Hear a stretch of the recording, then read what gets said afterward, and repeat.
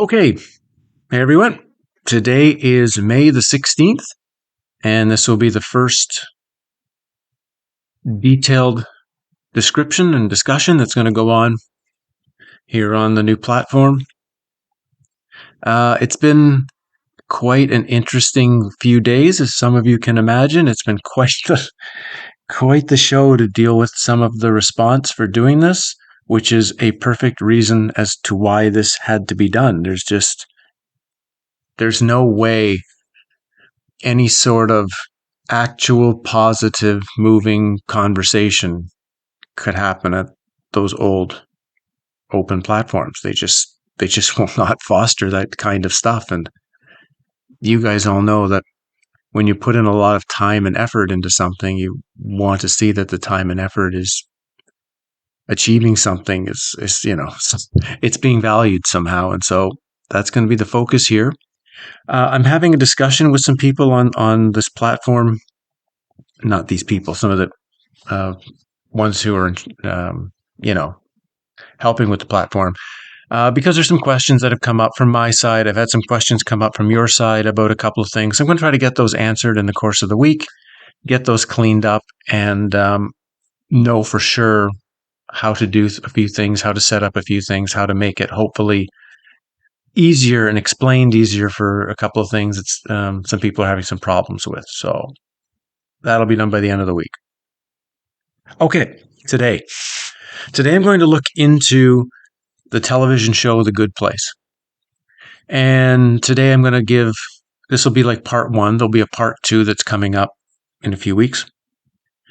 But I want to give smaller pieces of information. I don't think here I want to do these like 1 hour long videos anymore like I used to and jam a whole bunch of information into one place. I want to keep them somewhat tight so that we're not not inundated with too much possible discussion material, because if you throw out 20 really good potential points of discussion, we're not going to have 20 points of discussion.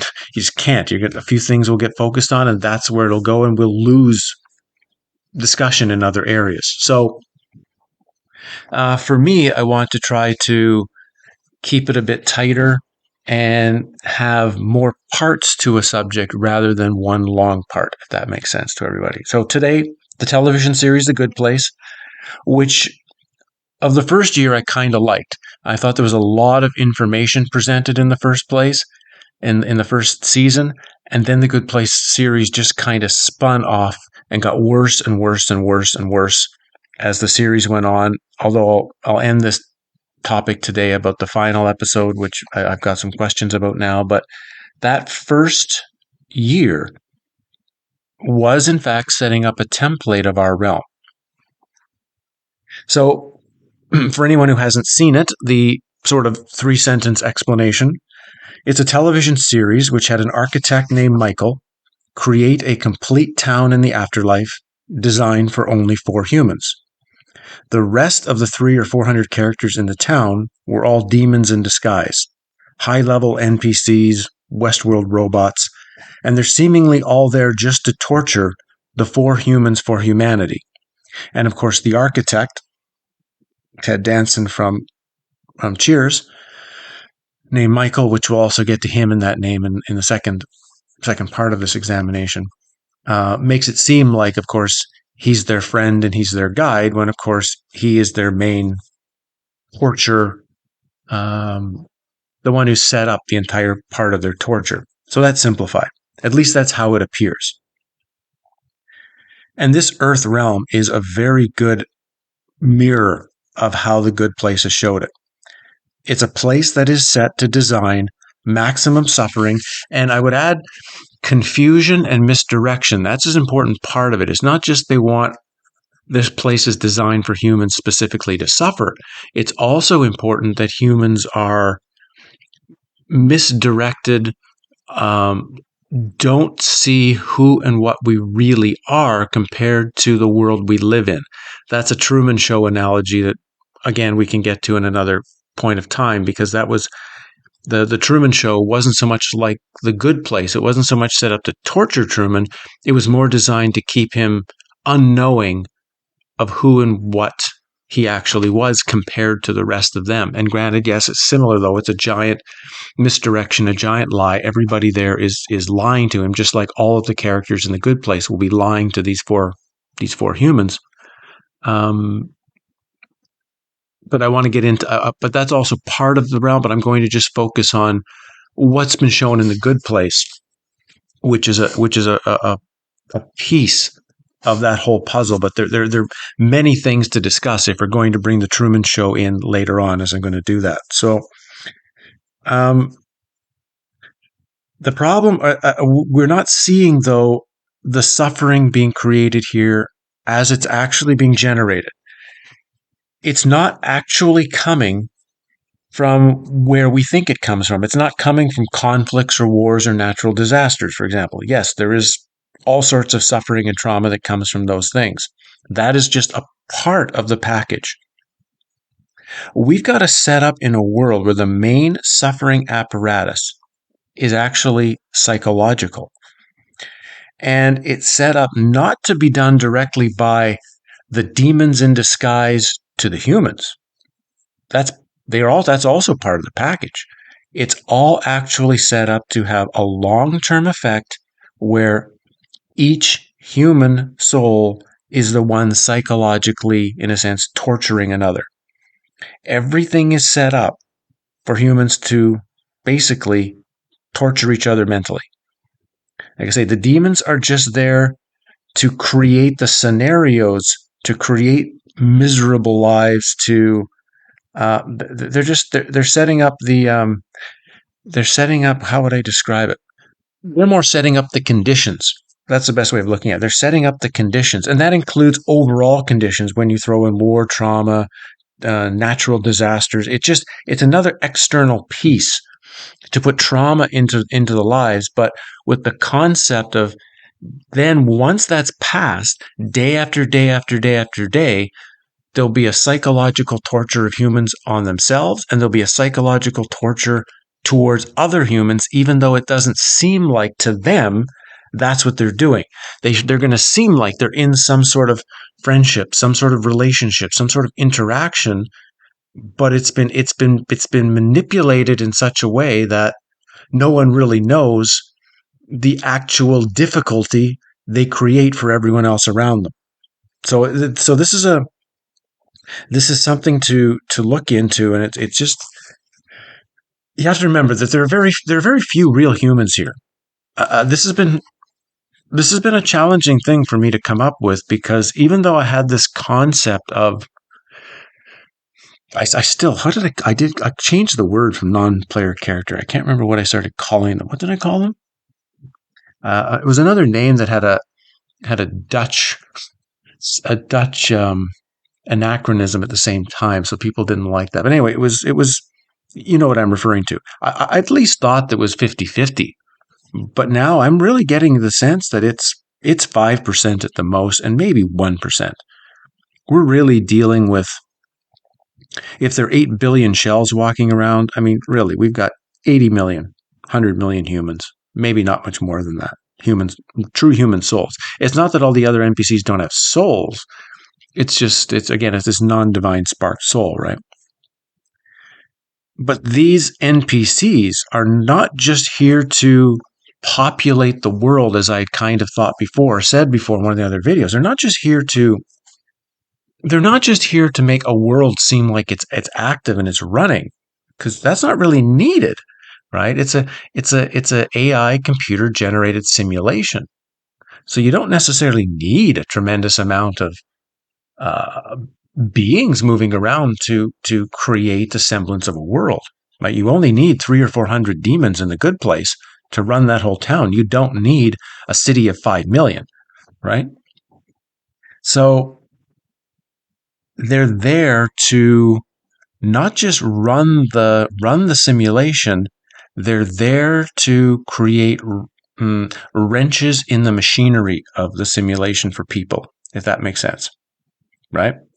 And of these NPCs, the majority, let's say 99% of the NPC characters, they're just simply there to function in the universe. They have no natural, let's say there's 1% of the NPCs that are true demonic beings, true archons, there to create havoc as much as possible. The rest of the NPCs are not there to necessarily create havoc. They're there just to follow a specific AI program and, in a sense, be triggered to behave or operate in certain ways when the system needs them to do that, but they're not consciously saying, yeah, it's good to create a problem right now for these people. They just in a sense follow a certain amount of programming.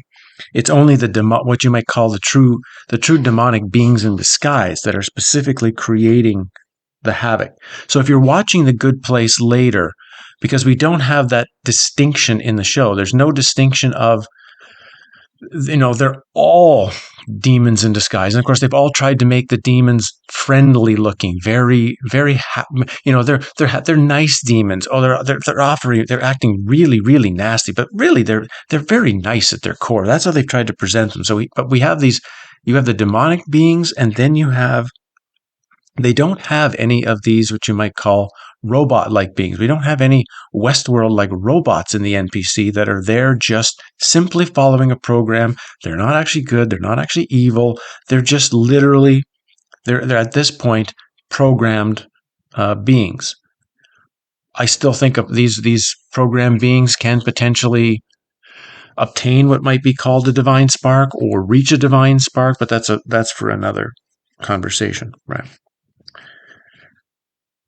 Humans on one level are manipulated and placed into situations,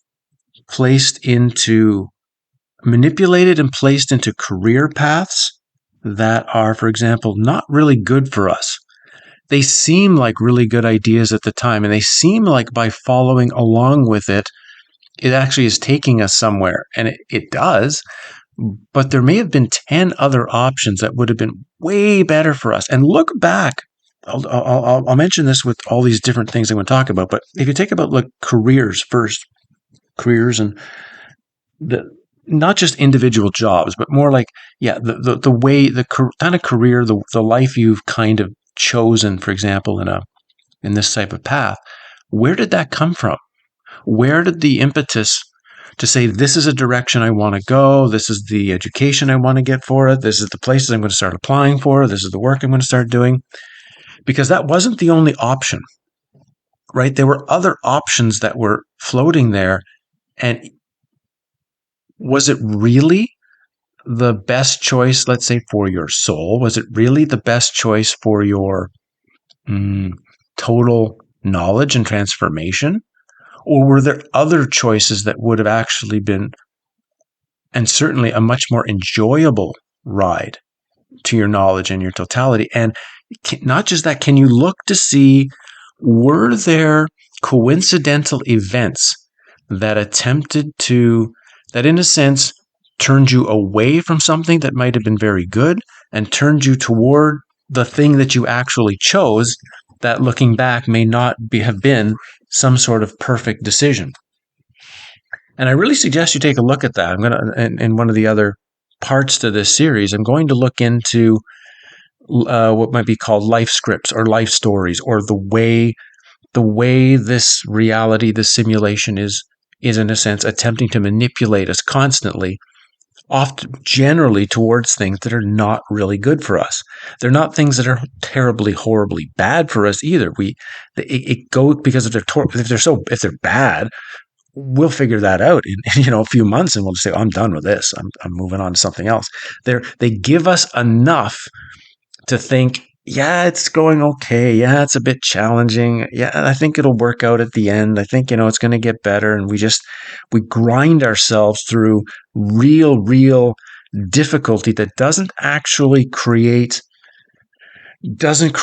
any enjoyment in the process, doesn't really get us to places we want to go, but is moving us slowly. And we are learning, we are gaining some stuff, but it's really grindingly slow, when there would have been other choices that would have been, looking back, that would have been a great option.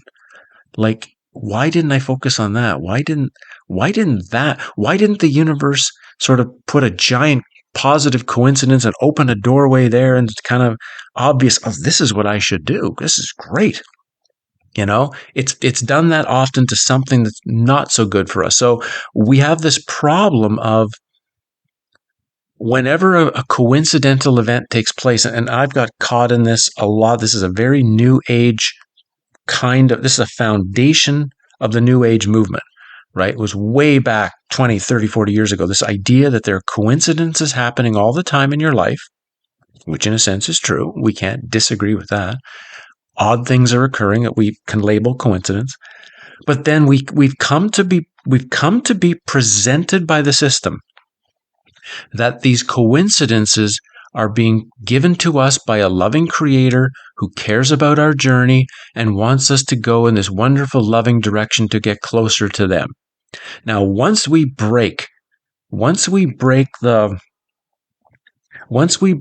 concept that this is from a loving creator and it's actually from an evil AI demiurge, now we have to start asking about all these coincidences.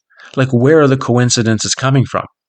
And I'm not saying every coincidence is going to be put out by the system. I get a sense that there are things that our own soul, our own divine spark can, at times, you might say, generate into the system itself. That sort of this force from outside the matrix can manifest something to get our attention inside the matrix. The question becomes, if we have 100 coincidences, how many of those coincidences you might say are from divine spark? How many of those are from the demiurge AI system?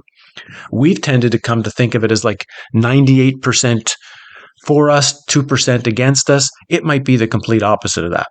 It might be the complete opposite. I'm not trying to give at this point, any kind of specific percentage.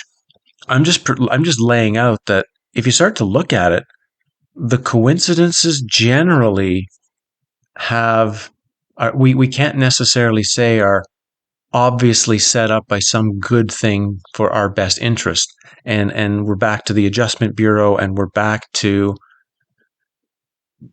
the way that movie played out, and the stories that were being chosen by the main characters are they seem like the best for them, but are they really making the choice they want to make, or are they still making the choice that the system wants, one of the system choices the system wants them to make? So again, that's that's not so much in the good place itself. We don't really see a lot of that. Well, I guess we do. I mean, I guess we see event set up. Yeah, I guess we do. You will see that. It's just mirrored a little differently in the good place, how the demonic beings in Michael set up seeming pathways that look like the characters should move towards, which of course are truly only designed to, again, make them suffer and psychologically torture each other even more. And this will so okay, I've talked about careers, but you can look at this in all sorts of things: friendships, relationships, all kind of stuff in your life. You can look towards, who are the 10 friends you've got, who are the 10 or 20 relationships you've been in, how many, and all of them will have some sort of coincidence, some sort of, there was a time you didn't know the person, then there was a time you did know them. So that's usually, it happened 99% of the time. It was some sort of coincidence, right? It wasn't just magic. Something happened that created this, I'm going to talk to this person, I'm going to talk to that person. And again, look at the coincidences that were there, and how many other times could you feel perhaps, oh, there's someone else over here I should talk to. I should meet this person. I should talk to this person over here. And you didn't. Nothing was pushing you in that direction. It pushed you in a different direction. Why? Who was doing the pushing? Now, that doesn't mean, well, I've got 20 friends, so they've all been set up by the demiurge. They all must be awful friendships. No, that wouldn't be the case at all. Or you wouldn't make any friends. Some of these friendships and etc. have to be good, have to have positive natures in it, have to have something that you want to have some or more of them. The question again is which ones have been, in a sense, almost set up to create problems and conflict for you? Which are ones that are set up to distract you? Which are ones did you kind of push through yourself?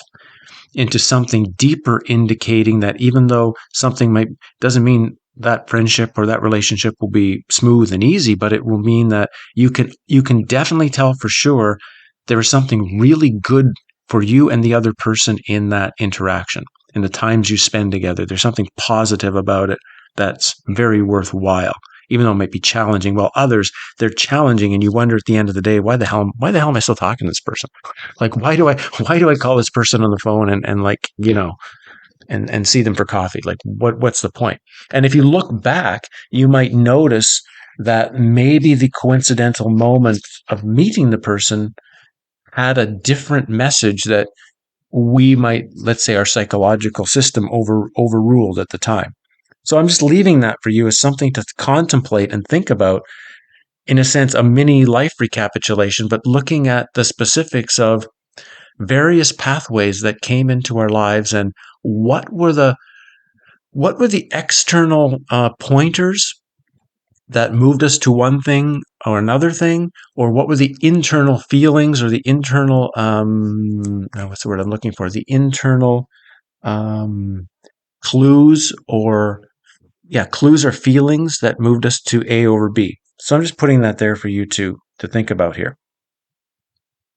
Um, okay, one last thing for today. Then we've also got the question, and this more comes with people, right? So if we're saying again that 1 or 2% perhaps of the whole shells we run into in this simulated reality are truly divine human sparks, 98% on one level are not. We can't assume if we have 20 friends, we have 20 human friends. Now, I don't think, again, I mentioned before, I don't think the percentage is the same. Somehow, and again, if the system is designed that it wants humans to torture each other, it's not concerned with the NPCs psychologically torturing each other. They don't care so much about that. That's like a bonus to the system. The focus is that the human characters create problems psychologically for each other. Not in this intense physical, it's all subtle. It's minor. It's stuff that keeps churning within people for days, weeks, years. That's what it wants to do. So of course, it's also going to create situations where humans will naturally want to bond with each other. And again, I think that's a natural element. If there's 10 people sitting at a table and 2 of them are human or 8 are NPCs, there will be something about the 2 that are there that are human that will draw you more for some reason. There'll be more. You'll feel more connected to them because they just won't be as wooden, right? There'll be something about them that'll at least draw your attention. And then as soon as there's any kind of, what the word I'm looking for, any sort of similarity, any sort of things that are common towards you, you would naturally then feel that you will go much quicker into making wanting to make a friendship or spending time with this person or saying yes to a job offered by that person. As the NPC character will feel that we have to get way more time. It just doesn't feel instantaneous. It's slower, and the system knows this, so it also will probably try through the NPC characters to manipulate potentially various humans together to see if, we've got this person, this person, and if these 2 people met, that would be very good for them. We don't want them to meet, so we're going to try to keep them further apart. That friendship would be really, really good. So let's try to really not make that happen, but let's coincidentally put these other ones in who will just be very, very, very challenging interactions and a very challenging place for them to work. Let's try to put them together there. And I think if you look into this, you'll see that happening more and more and more than we might suspect. It's something I've just started to do in my own life. As you know, I'm doing a lot of writing right now, and with this whole changeover happening. So I haven't had as much time to detail it in my life, but it is part of what I'm doing, kind of like my own new, unique recapitulation, but recapitulating not the whole experience. For example, like if I have a friendship with someone, I'm not recapping the friendship. I just want to recap How did we meet and get it to the point where I decided I want to be friends with this guy or girl? How did that happen? So that's something I'm finding interesting, the little bit that I've done. I'm throwing that out there as a where we are. Um, and again, this links to the idea of a parasitic ego. This links to the idea of this implanted ego operating in some way beyond our normal control. And I think this is where I'll leave it today. No, I should go. I should finish these 2 paragraphs, and I'll leave it for today. That the parasitic ego is that piece which has been implanted in us as part of our moving into the material realm. And again, it's like our AI functioning mechanism within us that once it gets operates a lot without our control. So much of the spiritual work, you might say, of which I sometimes say is, a bit of a distraction, which is working on finding the observer, finding that which is fully aware, total awareness, that which is not, that which is a clear seeing place, not an instantaneous reactive place, not an emotional place, that it's something very, very observant, something that the TAT Foundation does very, very well in presenting that part of the spiritual path. It's an important part of the path because if we are not taking time to be in an observational place, if we're not able to step our consciousness from constant reaction with the world around us, that parasitic ego is going to just be moving us along. That parasitic ego is the thing that the AI system is locking into with others. And we're now just playing the game of the system. We're just in psychological torture mode when that's operating. Every time we step into observer role, every time we can have an observation of what we're thinking, what we're doing, what we're feeling, and ask, why do I think that? Why do I feel that? This is what I want to say. This is what I want to do. Why exactly do I want to say that? Why do I think that's a good idea to do? And be in a very clear, what's the word I'm looking for? Self-reflective state. That helps slow down some of the process of the torture we receive, and some of the process we're receiving going external. Because as I go with this series, as you might guess, just this one topic is going to take a number of parts to go through.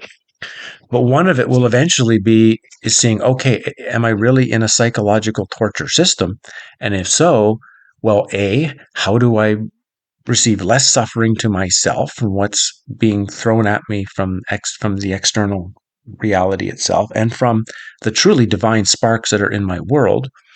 To how do I send out less psychological torture externally that's happening without my clear awareness when I'm not fully aware, and that's being projected outward. So we stop doing that. And then it's to start saying, okay, once I've got another human who's here, and our true goal is going home, right? Returning, leaving the matrix. What's the best way to be interacting with them that actually creates that end result, at least for yourself? Because you have to have a bit of selfishness in this, that the path is yours and only yours. But at least how can you share it in a decent way with those who it can be shared with? Right? You may have 10, I've got 10 divine sparked human souls around me. This is great, but 7 of them are not interested in anything. They are very locked within the AI system, even though they're not NPCs, they're not demonic beings, they're not evil at their core. They're still going to be in psychological torture mode. So it then becomes, once you've reduced that system yourself, once you've reduced that system externally, how do you now operate in a deeper, closer way with those who you interact with? Recall, this is the last thing I'll say here, and then I'm trying to keep them to 30 minutes. The four humans in the good place were specifically matched to keep each other in a constant state of anxiety, frustration, anger, and confusion. And the AI system tried to find ways, right? That and they were very well studied, very well. Their psychological nature was very well cataloged, um, in order to find ways to um, keep that going, right? So it wasn't just four humans at random. It was four specifically um, chosen ones, and then specifically matched for how do we take their underlying characteristics and grind them against each other, if that makes sense. And then the rest of the town is just there to set up the scenarios for the humans to keep torturing themselves. And if you happen to look at the first season again and you start to notice that, you will start to see that playing over and over again. And the system is just creating these places where the grinding can become better and better. And if it starts to slow down, if it seems like they're starting to interact better, it just throws one wrench in the system to get it all going again. It just has to bring up one memory of, oh yeah, I remember 2 weeks ago when this happened, and boom, they're out of clear observational awareness and back into the grinding of the parasitic mind. So I'm going to leave that there. I think that's a good enough start today to get discussion going. I think there's been the depth of this is going to get much, much further, as you can probably guess. But I think that's enough to open the discussion channels. I've got a lot to get into, from more of how, what you might say, the resets are happening, how the system, be it money or possessions or status, are going through. I want to talk to about these life scripts. I want to talk to a bit of um, those in the good place who managed to figure, because only Jason and Eleanor are the ones who figured out that they were in hell. Tahani and Chidi did not.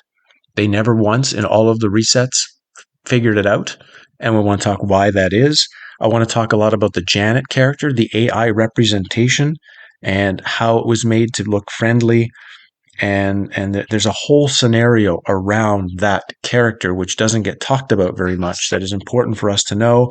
I also need to rewatch, as I mentioned, the final episode. I watched the final episode and I've been disappointed by the whole fourth season anyway. It was so written so badly. It was yeah, it was just poor writing, poor scenarios, poor plots. So by the time I got to the final episode, I was like, I want this to be over with. And that was the feeling. I just want to stop watching this program. And so I didn't notice that I think there were some tricks being played in the last episode. Tricks, in a sense, being played on the characters, tricks being played on us, the audience.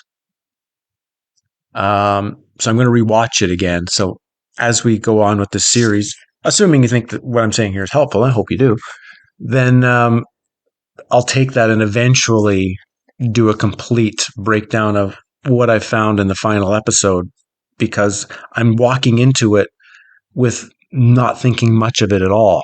And then when I see it for a couple more times, I think I'm going to start picking up things that I totally missed the first time. That will be, again, another piece of valuable information that had come from season one that's sitting in there. So here's our first presentation for us on the system here on this new community. I guess not a system, it's a community. And thanks for being here. Thanks for again, I'm still learning how this place gets used. I'm still learning how this place operates. I'm still learning the ins and outs of it, what you can do, what you can't do, how things are done, what's the best way to set things up, what's the best suggestions to make for everybody to have the kind of conversations I want to have. And again, it's not perfect. Like, if in a perfect scenario, I would have created my own website, my own specific way of running things, of videos of how the interactions will work, how the comment structure will work, the private messaging system. I mean, I'd have a giant thing set up. It was just too much time and effort to put in at this particular stage of where the world is. I just felt I can't wait anymore. It's like, I've got to get going. This looks like the best effort, best the opportunity right now. So let's get going with doing what we can do. And who knows, we might even have to add something else. We may have to even add a second platform just in another place where we can have a second set of discussions perhaps happening. I don't know. But as we go along, we'll figure all this out, and we'll get this what we need to get forth, and we'll go from there. So thanks, guys. I'm looking forward now to seeing what your feelings, your views, your experiences of what I've just said happen. Take some time to think about it. Like, don't just, this is also not about instantaneous commenting now. This is not, we're not on YouTube anymore. It's not about firing something out as fast as possible and seeing if who will see it and who might respond. This is about contemplation. This is about taking material, thinking about it, contemplating it, coming up with what it means to you, and then when you're ready, sharing that. That's what we're here to do. Okay. Look forward to seeing what's here, and see you soon. Cheers.